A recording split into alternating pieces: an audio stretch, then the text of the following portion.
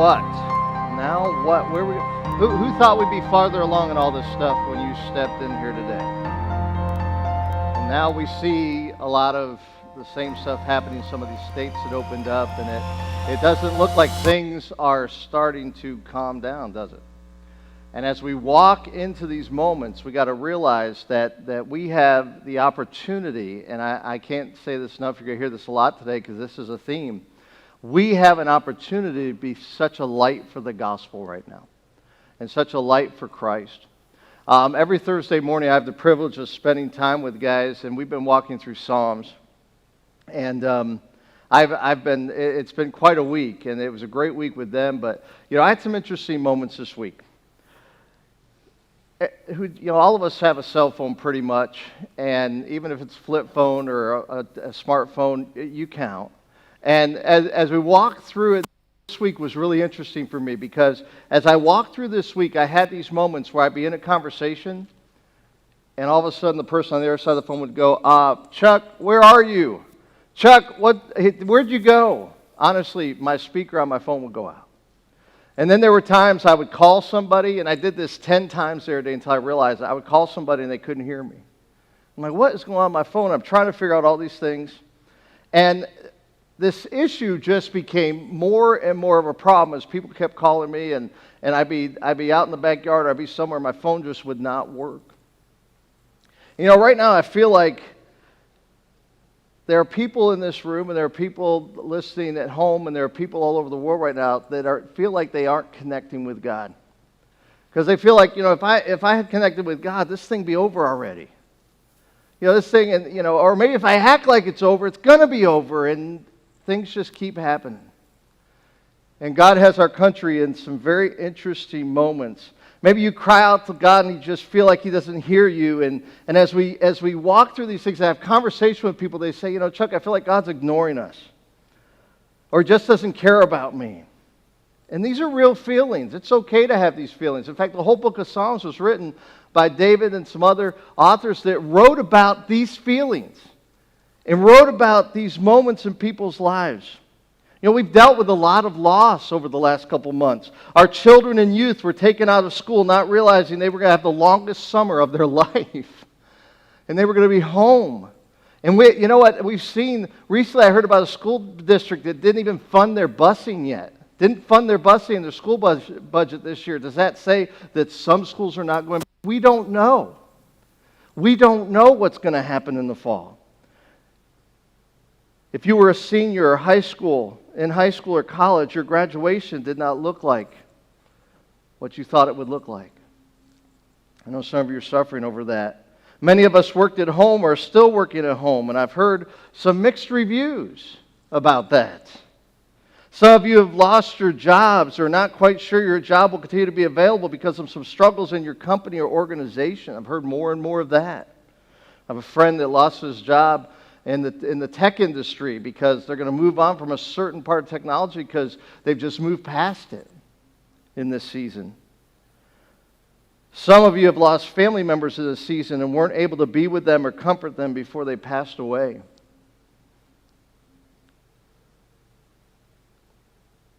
that was hard. I've had conversations with you. Many funerals were limited to graveside services with limited guests, and this was all caused by a virus. A virus that does not look like it's run its course in our country, on the globe yet, as we wait for a vaccine or medicine to combat its devastating effects. Growing up in Florida, every afternoon we'd have a shower for about 5 to 10 minutes. And if you've been to Florida or every vacation down there, during the summer, there's one time in the day where just the skies open up. It can be a clear day. Skies will open up, and it'll rain for about 5 to 10 minutes. And you know what? After that rain, it seemed like the whole community smelled better. It seemed like everything kind of got cleaned off. It was one of those things that you could just count on. But you know what? This is not how this season feels. It doesn't feel like a quick rain. This season feels like a long rain. Like a long rainstorm that has momentary breaks, and maybe you can see a little bit of light, but then continues to drop countless inches of rain on all of us, bringing other storms that never seem to end. This storm will end. Life will continue. And don't forget, God is in control, and He keeps His promises. See, in our time together, the last 3 months, we have focused on what matters most.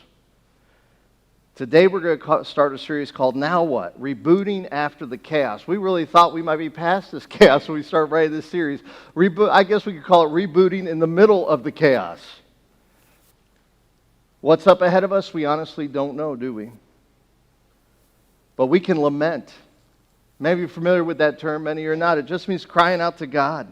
There are several laments in the book of Psalms. David writes many of them.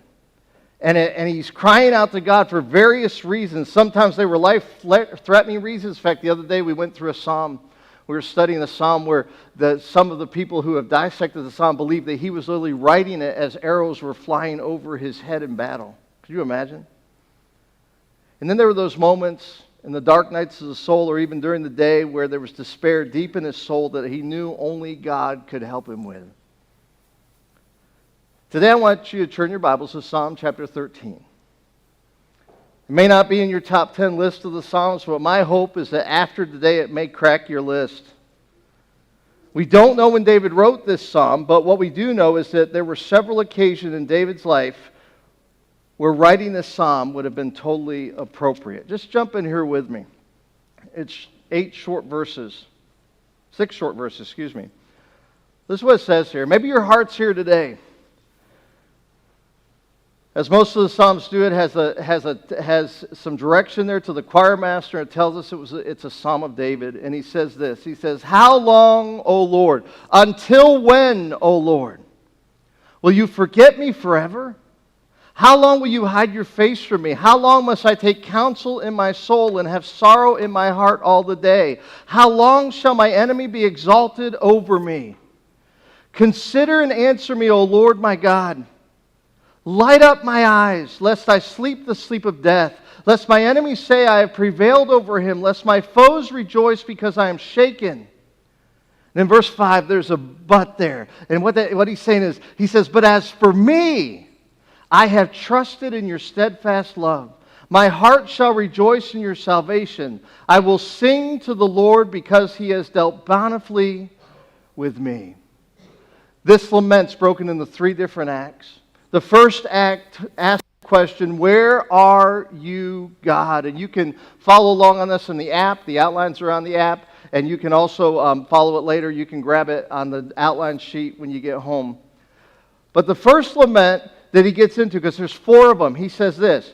The whole idea is, "Where are you, God?" He says this. He says, "Have you forgotten me? Have you forgotten me?" That's what he's talking about. He says, "How long, O Lord, will you forget me forever? Have you forgotten me?" And that word Lord there is the word Yahweh. It's the covenant name of God, the proper name of the God of Israel. He goes, "Oh, my covenant God." Remember the covenant that God made with David was what? That he was going to be king, and that from his line, Messiah would arrive. And he's in the midst of this despair, and he says, "How long, O Lord, will you forget me forever? Have you forgotten me? Have you abandoned me? Will our separation be from now on? You have forgotten me and not given me your favor." That word forget is interesting. In Psalm 103, a psalm that's much better known, Psalm 103:2, it says, "Bless the Lord, O my soul, and forget not all his benefits." In the Psalms, when it talks about God remembering, it's a writing about him acting on a person's behalf in light of what he remembers, his covenant, his people. When he forgets, it means he does not come to a person's aid. So when the psalmist is writing this, he's like, "Will you forget me? Will you never come and assist me in these moments?" And he goes into a second lament. "Are you hiding from me?" In the second part of verse 1 in Psalm 13, it says, "How long will you hide your face from me? Are you hiding from me?" You know, when I was younger and had kids that were younger, we would run around and we'd play hide and seek. We play hide and seek. You ever play hide and seek so well that you hide that nobody ever quite found you? He's like, "God, I can't find you. How long will you hide your face from me? Are you hiding from me? His third lament, the first part of verse 2, he says, do I need to take care of myself? What he's saying here is, do I need to take care of myself? How long must I take counsel in my soul and have sorrow in my heart all day? He's like, God, you know what? You're hiding from me. I feel like you've forgotten me. I'm trying to take care of myself. His process here, you can see him thinking he's trying to take care of his own grief that's led to unending sorrow deep in his heart. And it's not working. It's not working. He says, I have sorrow in my heart all day. It's immobilized him. And this doesn't describe physical pain. This describes emotional and spiritual pain. So he's already cried out to God, why have you forgotten me? Why are you hiding from me? Why do I need to take care of myself, it seems? And then he goes, why are my enemies? In verse 2, second part of verse 2, he says, why are my enemies exalted over me? How long, Lord, shall they be exalted over me? How long are you going to raise them to a position of power and dignity, and they arrogantly assume superiority over you? Have you ever had people like that where you go, God, why are you allowing this to happen?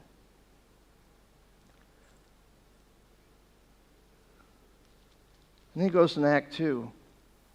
He goes to Act 2 because he's in relationship with God, and he's been crying out and lamenting, and there's so much beautiful poetic structure through this.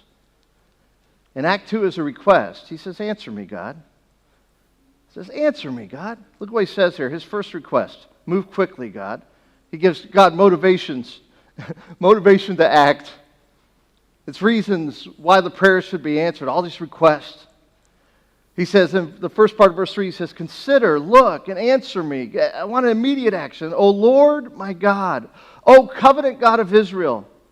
Consider. The word there, consider, is look. Look into my life and answer me. I want immediate action. David was appealing to God on the basis of his relationship with him by covenant. And he leans in. He's like, oh God, just gaze at me. Look into my life. Look into my heart. Look into the issues that I have. And he goes on to another request in the second part of verse 3, and he says, light up my eyes. What does that mean?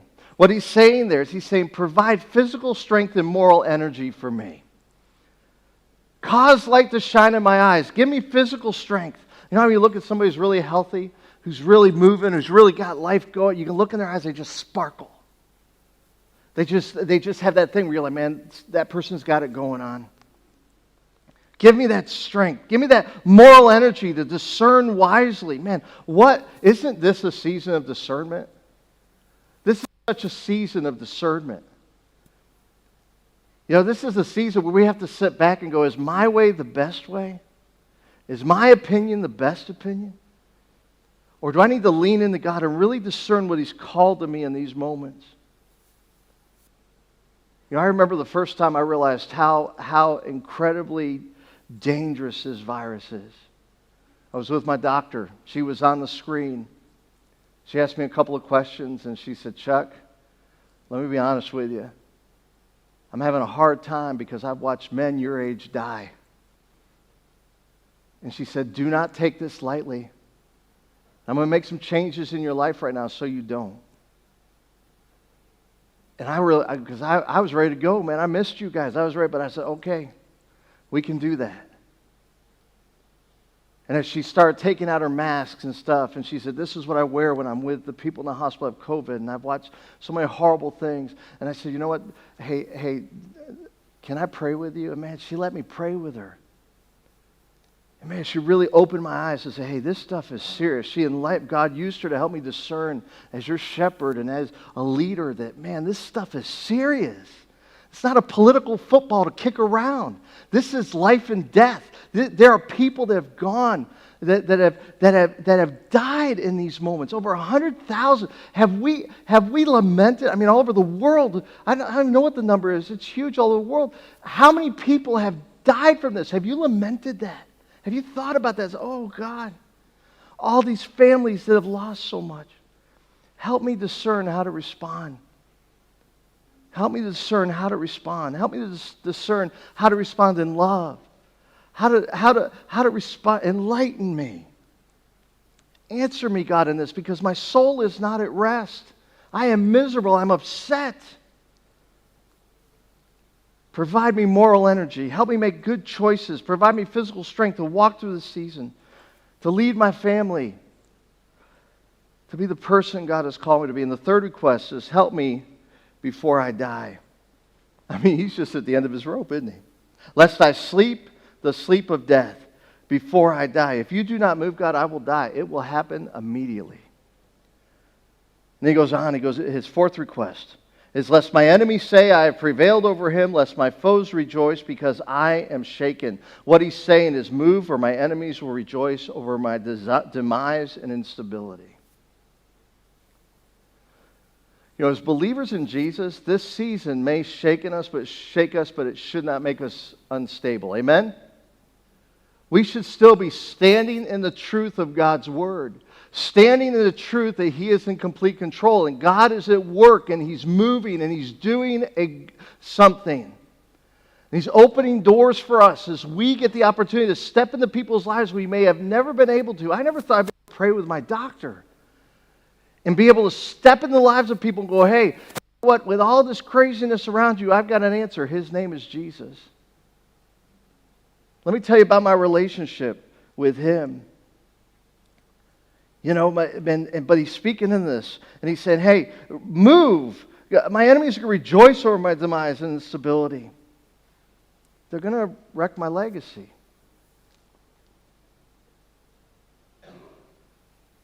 And then it shifts. Act 1 was about, where are you, God? Act 2 was about, answer me, God. And Act 3 is about confident anticipation that God is going to move. It's amazing.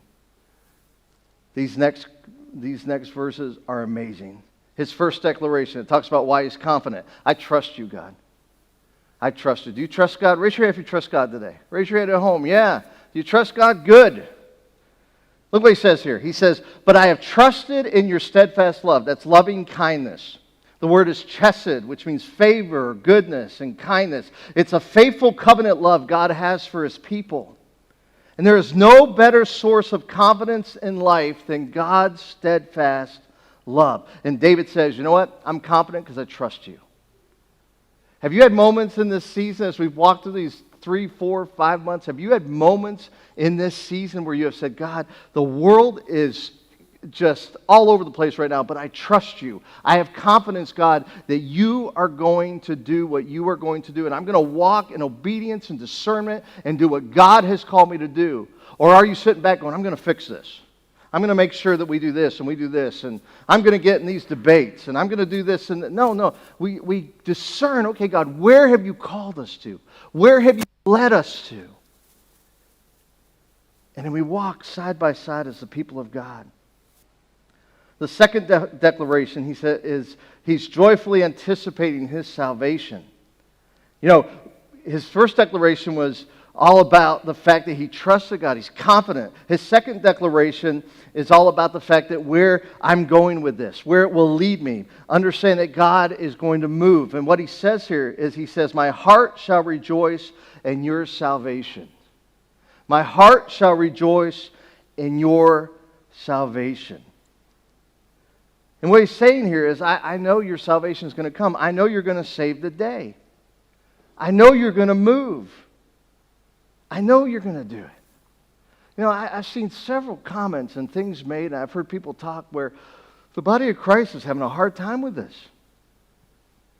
I don't know what's going on. I don't know what we're going to do. I know what we're going to do. We're going to trust in God, and we're going to anticipate His salvation.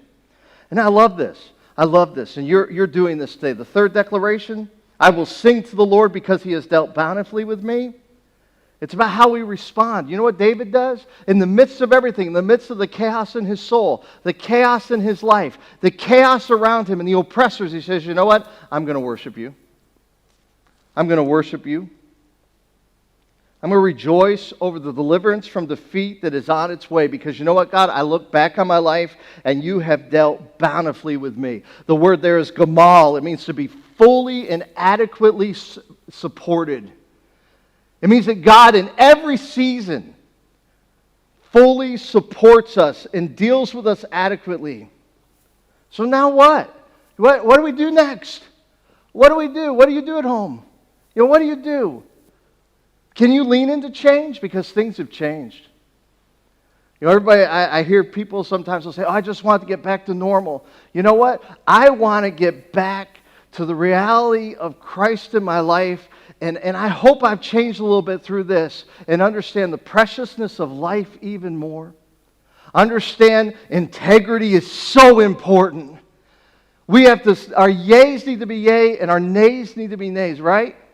And we need to walk in integrity because we're watching our government. We're going, oh, well, please, somebody just walk in truth consistently.